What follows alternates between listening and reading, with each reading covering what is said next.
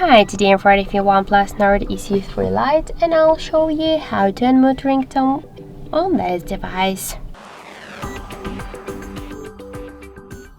So open first the settings, then tap to the sounds and vibration. To unmute ringtone, you should slide this blue dot on the ringtone volume panel to the right side with your finger.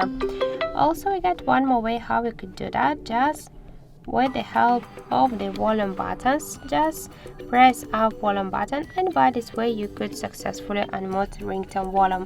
But to use volume buttons to change the ringtone, you should tap to more section, tap the volume button function, and switch ringtone to switch media to the ringtone.